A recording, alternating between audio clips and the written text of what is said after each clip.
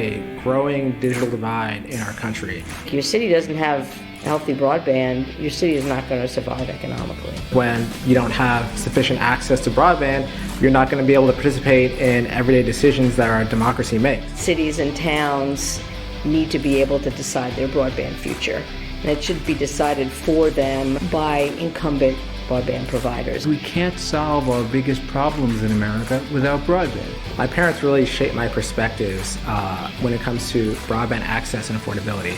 I come from a family of immigrants. My dad immigrated from Ethiopia during the 70s when he was facing political persecution. And he came to this country with really nothing but his own hard work and ingenuity.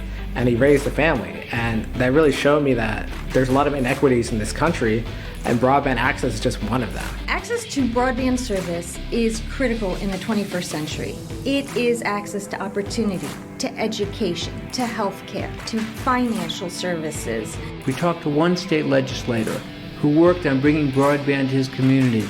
He said, broadband may not save this community, but not having broadband would kill it. Climate change, agriculture, the economy, the list goes on and on. Each of these different problems requires solutions that ride on broadband networks. That's why broadband is fundamental.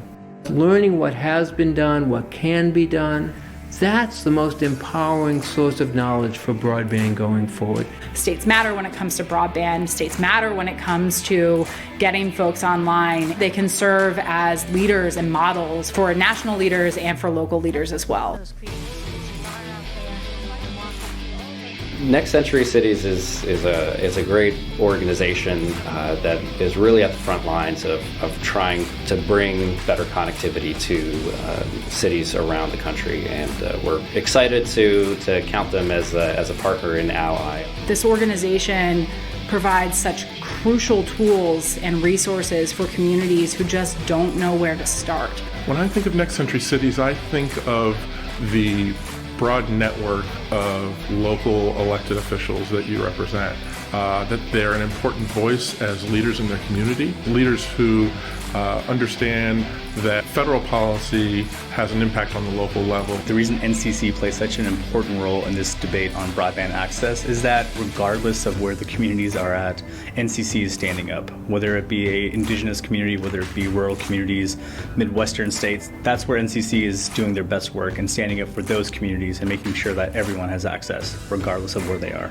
When I think of Next Century Cities, I think of cities connecting citizens, all the people in their communities, so that the communities will be stronger.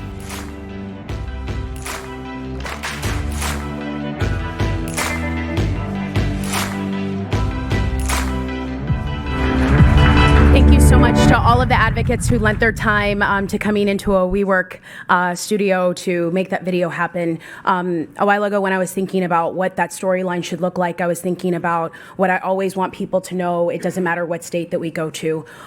It really is not a partisan issue whether or not people are connected. And the reality is that it doesn't matter if you're in my home state of Louisiana or in New York or in Washington. Everybody wants their kids, their families to have the same opportunities. And I thought that it was very important that earlier this week at the MLK breakfast, when former President Clinton was accepting an award at the national from the national NAN, when he mentioned that an equalizer for lots of different communities, whether you are the rural poor or in urban areas, the equalizer was broadband access. Today, I'm just thankful that we get to have these conversations, but my specific ask is that you see this conversation not through a partisan lens, and that we're able to at least set that aside.